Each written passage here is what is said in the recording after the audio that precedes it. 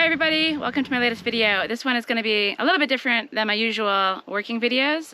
This is going to be the beginnings of my question and answer videos, and I'm going to do them in a series. I'm going to address the different types of questions in different types of videos. So land questions will be in one video, and I'll take you on a little whip around the land at the same time.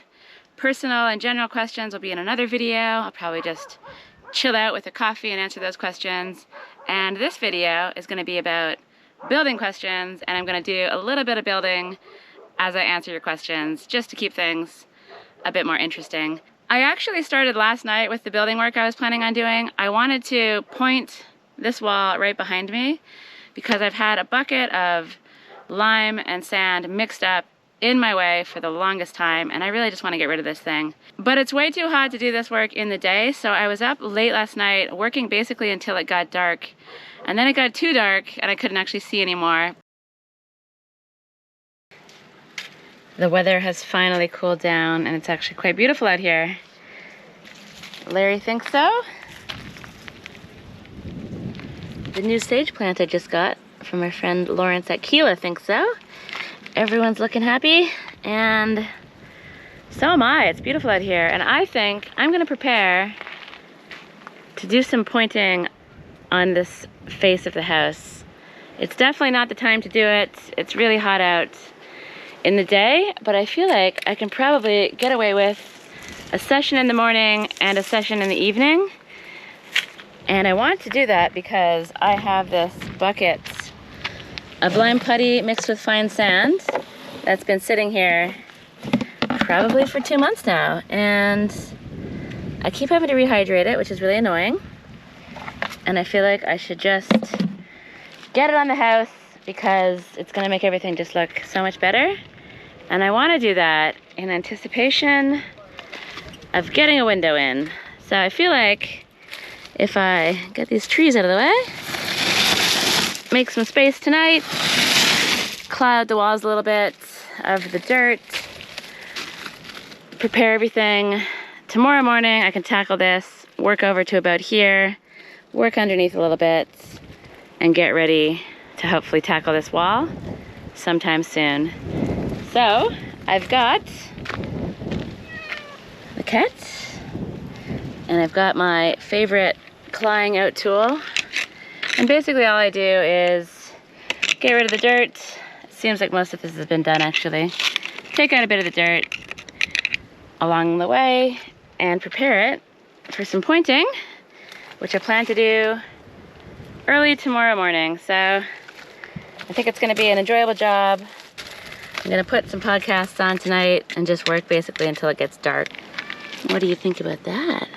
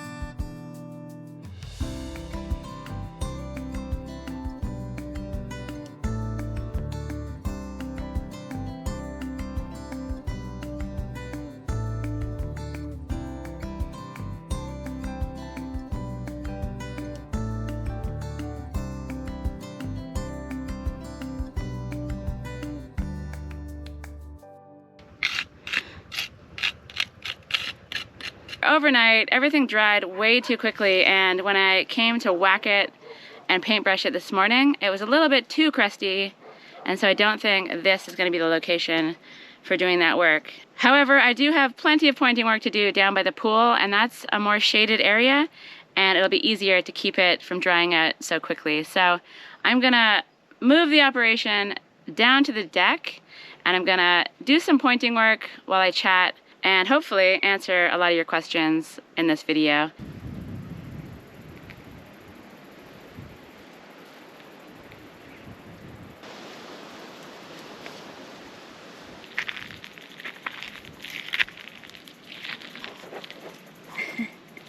Hi, little guy. How's it going? Are you cooling down? It's been a really hot day. I know. I know how it feels. I'm sleepy too. But I'm coming down here because I'm going to tackle a little bit of work on that wall right there. And my initial plan was to do this in the morning, but I got busy. And now my only plan is to just try to finish this lime. It's been in here for ages. And I'm feeling motivated right now to do the work, but I'm not massively motivated to do the talking because it's crazy windy out tonight. So it's gonna make talking into the camera a bit of a nightmare. So there's been a change of plans, and I'm just gonna get on with the work, get it done tonight, get rid of this lime out of my life, and I'll show you a before and I'll show you an after because you've seen plenty of pointing lately. So this is the before, and you'll see the after tomorrow morning when we sit down and talk about some of your building questions that you sent in. So I'm gonna enjoy this lovely evening, relax, do some pointing at a nice leisurely pace, and we'll chat tomorrow morning bright and early to beat the wind and to beat the heat.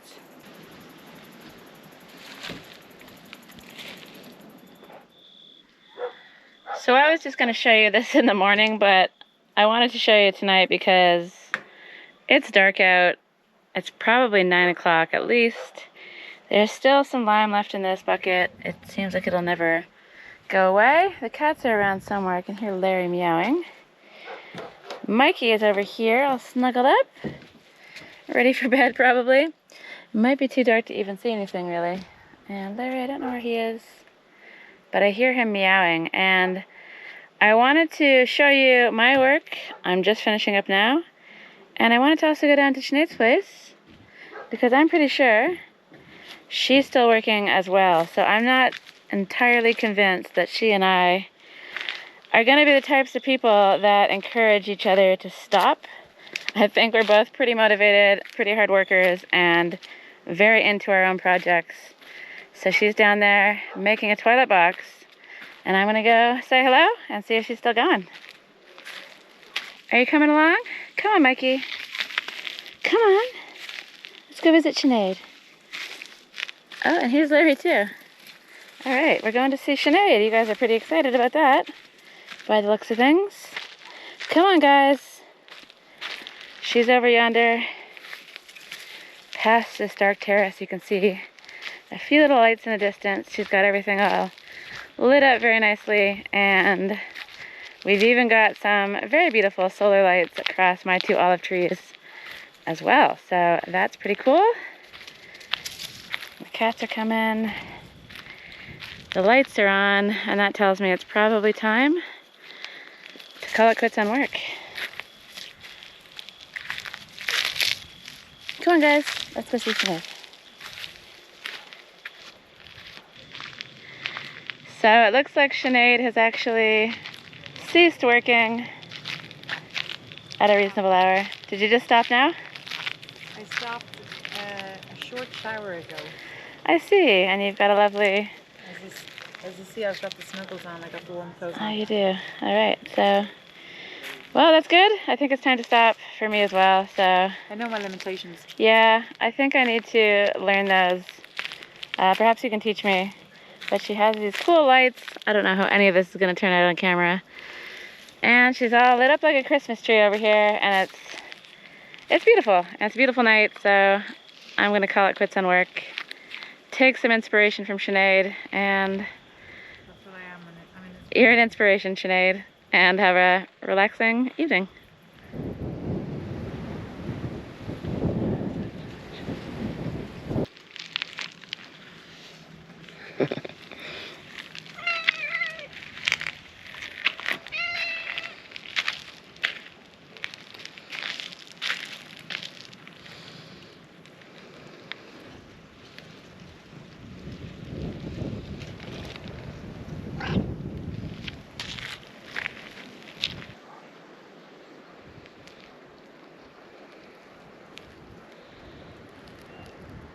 I'm up early and I'm gonna go check that out in a moment, but first, Mikey is in a very inconvenient spot, but he looks really cute doing it. That doesn't look that comfortable, little guy. Is this you trying to escape from Larry, is it? Larry is ever present in Mikey's life, always wanting to give him cuddles and hugs. And he seems to have found a hiding spot. But Larry's gone now, so come on. Come on down. Come on. And give me a little cuddle. Yes, thank you. So let's go see about the work I did yesterday. Late into the night, I was pointing until it got dark and I still didn't manage to run out of the mix, which is insane to me. It seems like this stuff is endless. So I have just a little bit more. Hi. Wait, leave him alone. You leave him alone.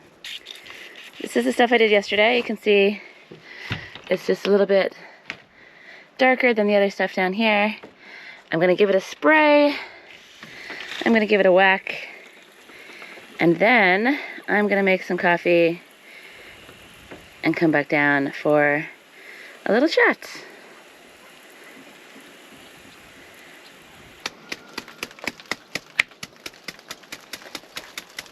This is great. This is the perfect hardness that I need for the wacky brush.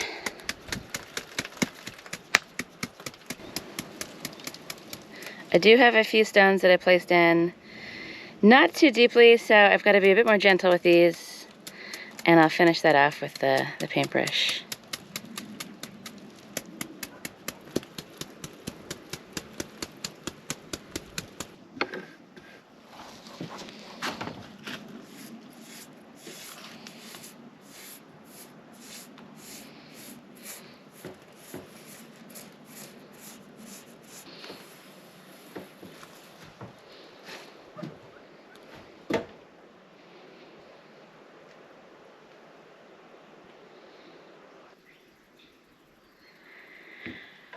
Okay, the coffee's ready, the questions are written down, the seat is set up.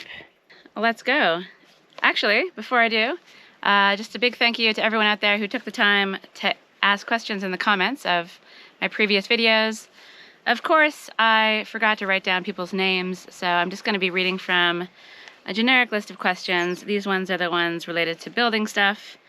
So apologies for not actually attributing each question to the specific person.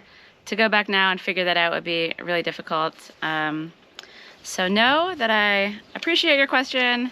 Thanks to everyone who asked them, and let's just get into it. So I thought I would start with a question that sort of explains my philosophy on building and why I'm here as well, and it also just answers a practical question. So the question is, why am I making such a complicated tool shed? My answer is because, in general, I kind of just like to overcomplicate things. So that's just my default mode, and I don't really know why that is. But the more practical reason is that I want to learn new skills, and I want to enjoy the process. And so for me, the tool shed isn't really about just a place to store tools or a future utility room. It's about the process of building the shed.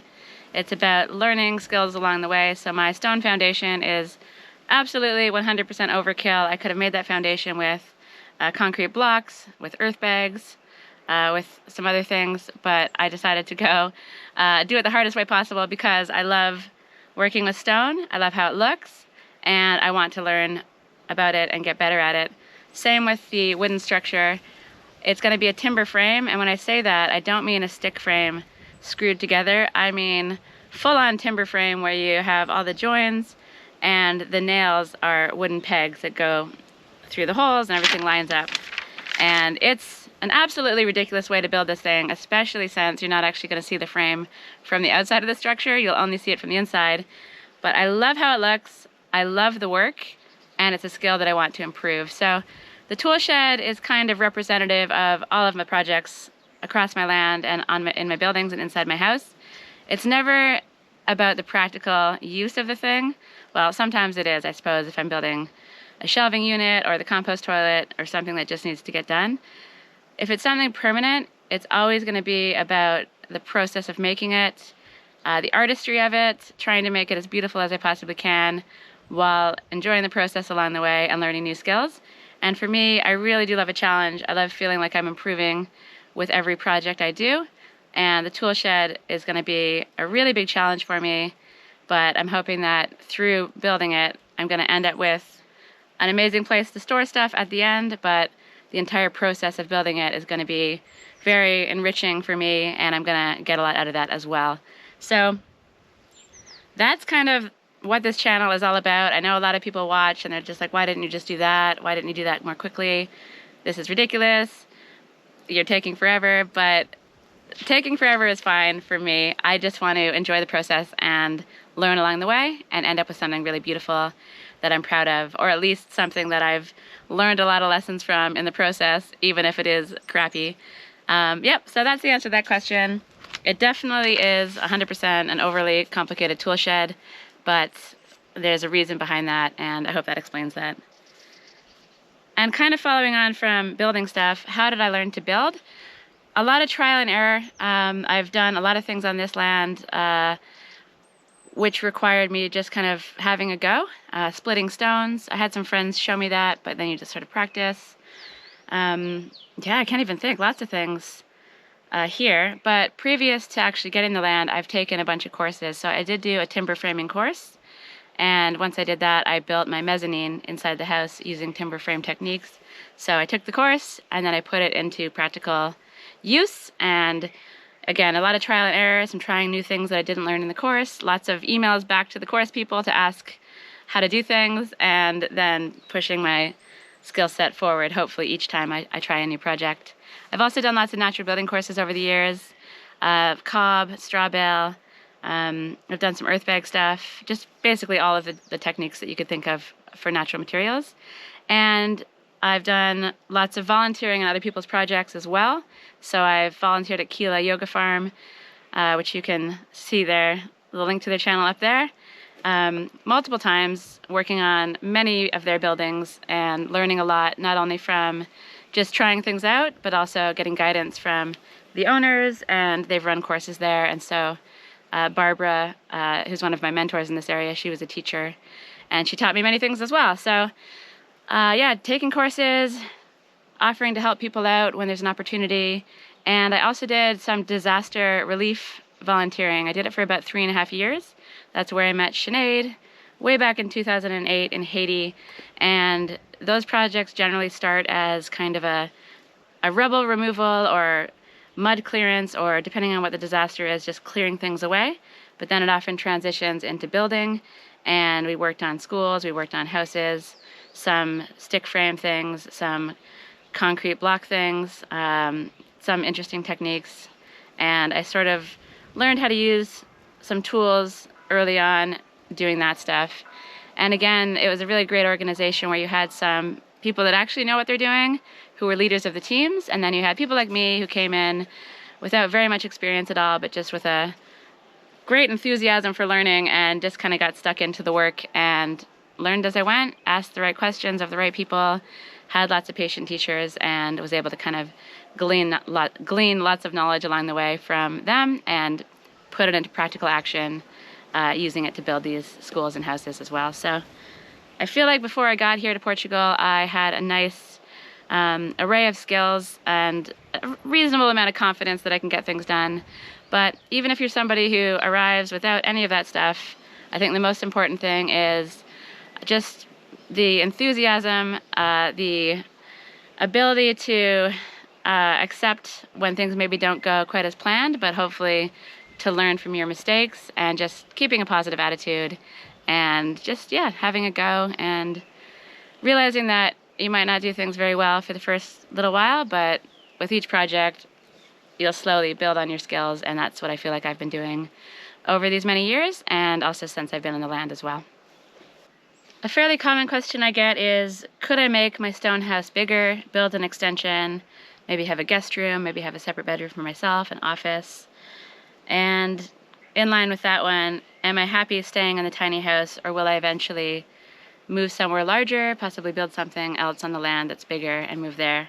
So the first question, will I make it bigger? Nope. On one side there's a road, and the back is the neighbor's property, and the front has become kind of a garden, and the side has a fig tree. So even if I wanted to, I really couldn't extend very far at all. I guess I could go up if I wanted to, but I'm really trying to stay within the footprint of my building to avoid any hassles from the camera. If you start doing extensions and things and start raising your walls up higher, you have to get some permissions, which would totally be possible to get, but I just feel like I want to keep things simple. So extending isn't important to me. I do have a mezzanine inside the structure, which gives me sort of a second floor, or a lot of storage, and it's filled with loads of crap right now. So I've never actually seen the potential of using that space for anything besides a dumping ground for all of my tools and things I haven't used, and God knows what's up there. But in the future, once I clear everything out, get this tool shed on the go, and get everything out there, and use up all the wood up there, it'll be a nice space for extra storage, and possibly a single bed in the apex part of the roof as well. So that's kind of the plan for that. But I'm very happy. I don't want to move to a larger house. I really feel like houses are too big. It's just me and the cats, and small is okay for me. Small is cheaper to heat. Small is less likely to accumulate clutter, even though I've found a way already to do that. And it's enough. I think people have these massive houses that don't need them. I don't understand why I would need any more than what I have. I've got a shower, I'll have a toilet outside, I've got a bed, I've got storage, I've got a small kitchen, and a reasonable sized hangout space. And once I accomplish the vision that I have in my mind, the place is going to be set up in a way where it won't be cluttered, and it'll feel like there's loads and loads of space in there. I really put a lot of thought into the design before I did anything in that place. I had everything mapped out, moved things around, tried multiple configurations, and this is what I came up with, and it's great. I think it's more than enough space. It's not great if I wanted to host a dinner party with 10 people in the winter and needed to be inside. My place is not the place for that, but small gatherings, definitely hosting people outside in the outdoor spaces is fine. And yeah, I think it's the perfect size for me, and I have no plans of moving to a larger place. I just realized my coffee is getting cold. Okay, next question. Will you build a covered patio in front of the house? Absolutely. Well, I guess it depends on what covered means. I don't think I'm going to have a screened in area in front of the house. I will absolutely have a flat space to sit. I'll level out all the gravel. I'll put a patio in, probably with flat stones. And then I'll have a pergola. So I'm going to have possibly milled Douglas fir, or possibly roundwood sweet chestnut. And I'll build a kind of structure that sort of comes off the front of the house as a lean-to, and I'm going to grow the grapes that I have in the front of the house up that structure for shade in the summer, and then the leaves will fall off in the winter. And I'll also probably grow something else. I have jasmine already at the side. I might steer that over the top, although I don't think that loses its leaves, so I'm not sure. Or kiwis. There's a bunch of things. People have given me amazing suggestions in some previous videos, so I'll go back and look for those. But the idea is pergola, possibly shade cloth, possibly I'll put something up there that maybe stops the rain, and then I'll have plants growing all over it, and it'll look lovely. That's going to be a game changer for how the front of my house looks and for how I use the space, but it's far down on the list of things to do. Possibly a project for next year. Possibly a project for Dad for next year, so we'll see if he's up for that, and that'll be a really nice transformation. Where is your toilet, and why is it there, and is it smelly? So I guess this isn't really specifically a building question, but I did have to build the compost toilet, and I finally got around to it. I put it beside the house, beside the fig tree, and compost toilets are not smelly. You're just pooping into a bucket. There's sawdust in there. You put the sawdust on. I've adjusted the toilet seat so that it seals properly, and you empty it regularly, so it's really not a big deal. I know a lot of people get freaked out by the whole humanure concept. It's actually something I'm completely okay with, so much so that I had the toilet box, inside my house up until now. So it really is nice to get that out, but it's more to do with space rather than smells. And somebody asked recently as well why I put the compost toilet so close to where I'm going to have my hangout space. And first of all, they don't smell, so that's not a problem. Secondly, it's kind of tucked around on the other side of the IBC tank. And eventually, when I finish the tool shed, it's going to be on the other side coming off of the tool shed. So it will remain up in that space. But that toilet is just going to be for me. Eventually, I'm going to build a larger, permanent, long drop compost toilet somewhere over in this area. And use the one up top just occasionally. So I don't feel like it's going to put a damper on the socializing if there's a toilet lurking around the corner or anything. And I think up there by the tool shed, I think it's probably going to end up being more of a workspace for me rather than a hangout area. I feel like the hangout area up there is more likely to be under the pergola in front of the house. So we'll see how things evolve, but regardless of how things turn out, I am not living in fear of a smelly compost toilet. They're really great, and there's no worries about that. So the next question is, what are the plans for your roof? And I'm not exactly sure how to answer that one, except I don't have any plans for the roof. The roof is just the roof. It'll stay as tiles. Eventually I might upgrade the tiles because they're looking a little sketchy in parts, but it keeps the water out, so that's fine for now. But perhaps the person meant, what are the plans for my ceiling? And inside the house, I basically have these concrete beam things, and my plan is to insulate with cork, expanded cork board, just kind of stick it up on the roof somehow, and then have faux wooden beams coming down on top of that, so it looks like the ceiling and the roof structure is made of wood. Maybe I'll lime wash the cork boards, maybe I'll clad everything with wood, I don't know, but I definitely am going to insulate with cork, and I'm definitely going to have these sort of fake rafters coming across them, so it looks like everything is wood. But again, that's another project for another time. So far my place stays nice and toasty in the winter, and it stays pretty cool in the summer as well with the tiles up there. So insulating the roof, even though that's where I lose most of the heat, that's the most important place to insulate. I'm finding that so far it's okay, and when I insulate it and get everything done, it's going to only improve things. So I'm not in any rush to do that. I think it's fine for now. And I'm excited for what it's going to look like, but it's going to be an expensive job, and it's going to be time consuming, and it's something for the future. So I'm on my second last question. The last question is the most common question I get asked. I bet you can guess what it is if you watch my channel enough. But before I get to that one, what piece of equipment would I most like to have to push my projects forward? I really have a lot of tools that I need. I spent a large part of my budget early on as many tools as I can think of that would be expensive and useful. So I loaded up on a whole bunch of Makita battery tools, and I've been topping those up as needed. So I've got basically everything I need for hand tools.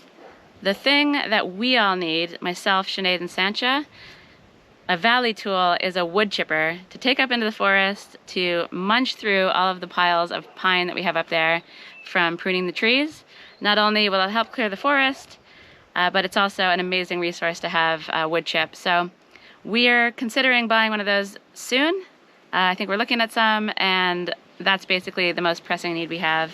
Some kind of petrol-operated wood chipper that we can take up to the forest.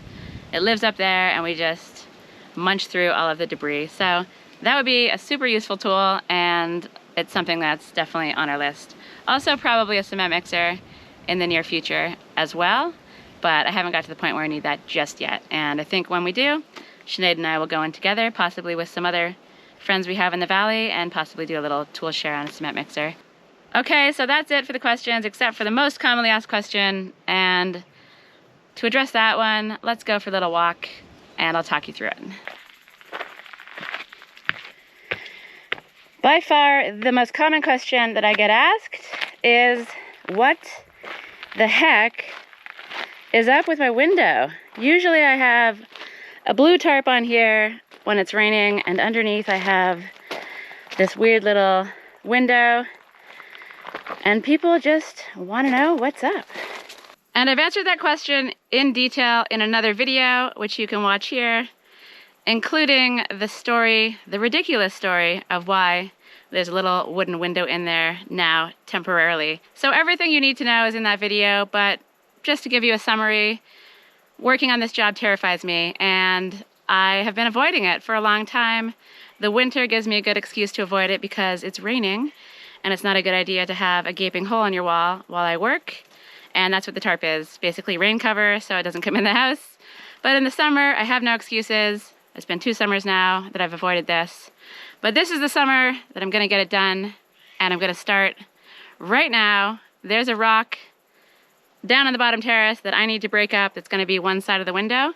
It's been sitting there for well over 1.5 years in that exact location, in that exact state, and we're gonna go down right now and break it up. And to get the job done, I'm gonna use these things, plug and feathers, and they make the most magical noise as the rock breaks, and I'm looking forward to sharing that with you. So let's head down to the terrace, get the big drill out, and break this rock up so I can use it in the window. Because as it is right now in its current state, it's too big to fit in the window, and it's too big for me to move. So I need to do some breaky.